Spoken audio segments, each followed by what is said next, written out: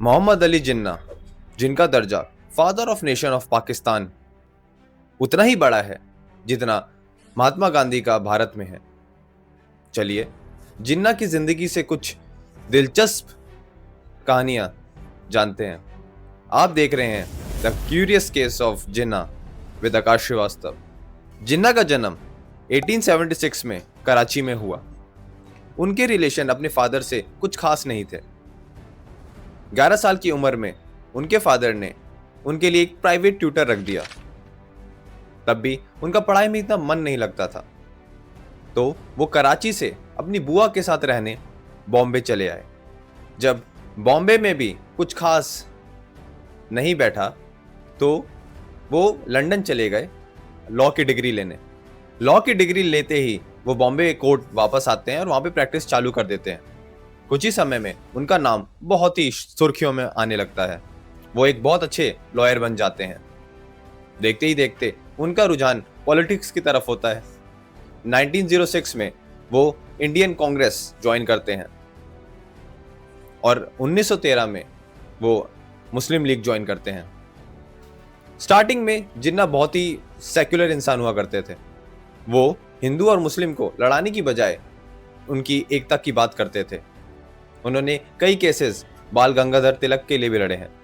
मुस्लिम league और कांग्रेस दोनों का ही पार्ट होने के साथ साथ वो लॉ भी प्रैक्टिस करते थे। पर ऐसा क्या हुआ कि 1920 में उन्हें कांग्रेस छोड़नी पड़ी।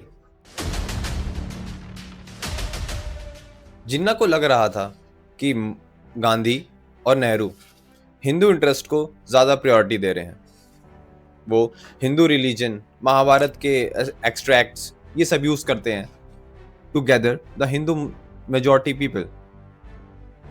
ये जिन्ना को राज नहीं आया, तो उन्होंने 1920 में कांग्रेस छोड़ दी। मुस्लिम लीग में भी उनकी कुछ खास पूछ नहीं थी। मुस्लिम लीग के फर्स्ट लाइन लीडर्स का दबदबा इतना था कि जिन्ना को वहाँ पे कोई ज़्यादा पूछ नहीं रहा था। ये सब देखते हुए, इतनी पॉलिटिक्स देखते हुए वो लंदन वापस चले जाते हैं। उन्हें कुछ खास मज़ा नहीं आता पॉलिटिक्स में। पर किस्मत देखिए, जिन्ना को लंदन से वापस बॉम्बे बुलाया जाता है, क्योंकि फर्स्ट लाइन लीडर्स मुस्लिम लीग के सारे या तो रिटायर हो चुके थे या तो उनकी डेथ हो चुकी थी। अब जिन्ना के ऊपर मुस्लिम लीग की कमांड आ गई। पर सारे मुस्लिमों को एक कैसे करा जाए, इसके लिए ये सेक्युलर जिन्ना इस्लाम का इस्तेमाल करने लगा। ऐसे मुझे एक और कहानी याद आती है, जब रिलीजन का यूज़ किया गया है मासिस को बुद्धू बनाने के लिए। बाबर का भारत में आना और वहीं रुक जाना, राणा सांगा को राज नहीं आया, तो राणा सांगा ने बाबर के खिलाफ जंग छेड़ दी। बाबर की सेना राणा सांगा के नाम से ही डर गई। इतने बड़े योद्धा के सामने ये कैसे टिकते। तो बाबर ने क्या करा, बैटल ऑफ खनवा में, जो कि 1527 में लड़ा गया था, इस जंग को बैटल ऑफ जिहाद का नाम दे दिया। उसने अपने शराब पीने के सारे यूटेंसिल्स तोड़ दिए और कहा, जब तक हम ये नहीं जीत जाते तब तक हम चैन की सांस नहीं लेंगे। ये जंग सिर्फ एक सत्ता की जंग नहीं होगी, ये जंग इस्लाम की होगी, ये जंग मज़हब की होगी। और ऐसे ही कुछ जिन्ना ने भी करा।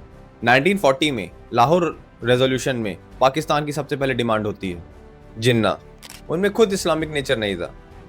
वो एक तो खुद कन्वर्टेड मुस्लिम थे, दूसरा शराब और पोक बहुत ही चाव से खाते थे, जो कि इस्लाम में हराम माना जाता है। उन्हें उर्दू बोलनी भी नहीं आती थी। उन्होंने खुद एक पारसी से शादी की थी, रतन भाई, जो सिर्फ 16-17 साल की थी, और जिन्ना 40 साल के थे जब उन्हें रतन भाई से प्यार हुआ। उनके 18, रतन भाई के 18 होते ही जिन्ना ने उनसे शादी कर ली, जब वो 42 ईयर्स के थे। दूसरे मजहब में शादी करी। मुझे इससे कोई दिक्कत नहीं है, या मैं इससे कुछ इशू नहीं बना रहा हूँ। मैं बस एक बात कह रहा हूँ कि उनमें इस्लामिक नेचर शायद था ही नहीं। इस्लाम का इस्तेमाल उन्होंने सिर्फ इसलिए करा कि वो मुस्लिमों को एकजुट कर पाएँ और पाकिस्तान का उनका सपना पूरा हो पाए। तो सवाल ये उठता है कि जब जिन्ना खुद इस्लाम को इतना फॉलो नहीं करते थे, वो खुद रिलीजियस नहीं थे, तो वो क्यों इस्लाम को यूज करके पाकिस्तान की डिमांड कर रहे थे और उन्होंने पाकिस्तान बना भी लिया? इसका सिर्फ एक ही उत्तर हो सकता है, वो है अपने आप को सुपीरियर साबित करना। जी हाँ, उन्होंने कांग्रेस भी इसलिए छोड़ा था कि गांधी, नेहरू, इनके सामने जिन्ना को कोई पूछ भी नहीं रहा था। मुस्लिम लीग से भी थोड़ा हट के लंदन इसलिए चले गए थे क्योंकि इनकी कहीं पूछ नहीं थी। हर इंसान चाहता है कि उसको हिस्ट्री के पेजेस में याद रखा जाए। जिन्ना बहुत समय से टीबी से लड़ रहे थे और ये खबर किसी को नहीं थी। सिर्फ 3 या 4 लोग थे उनकी जिंदगी में जिनको ये पता था कि वो टीबी से लड़ रहे हैं। पहले वो खुद, दूसरा जो डॉक्टर उन्हें ट्रीट कर रहा था, तीसरा उनकी बेटी और चौथा शायद उनकी बुआ। अगर ये बात नेहरू या गांधी या किसी को भी पता चल जाती तो शायद जिन्ना का पाकिस्तान का सपना पूरा नहीं हो पाता।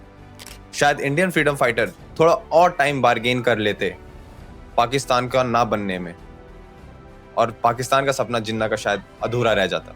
जिन्ना की खुद की बेटी डीना जिन्ना ने एक पारसी बिजनेसमैन वाडिया फैमिली में शादी करी, और नेस वाडिया जो जिन्ना के ग्रेट ग्रैंडसन थे, वो प्रीति जिंटा के साथ रिलेशन में थे। उनकी शादी भी होने वाली थी। शायद प्रीति जिंटा जिन्ना फैमिली की बहू बन सकती थी, पर ऐसा हुआ नहीं।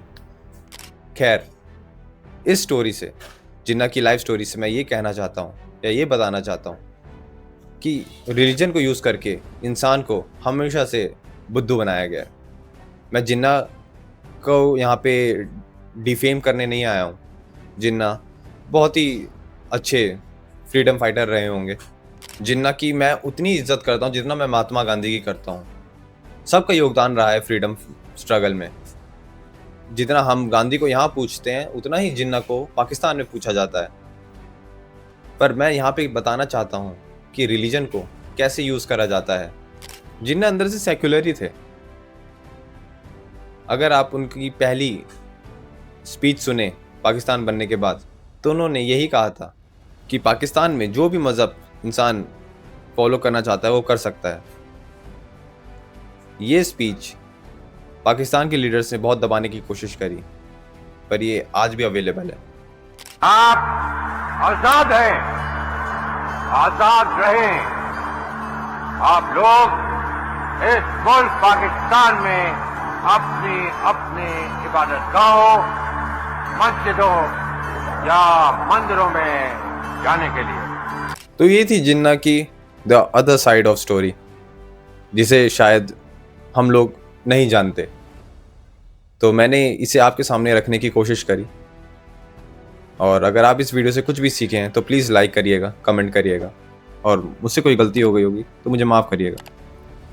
आपका एक एक कमेंट, एक एक लाइक शायद मेरी वीडियो को आगे बढ़ाए। पता नहीं एल्गोरिथम कैसे वर्क करता है। बाकी नेक्स्ट वीडियो के लिए स्टे ट्यून। Thank you.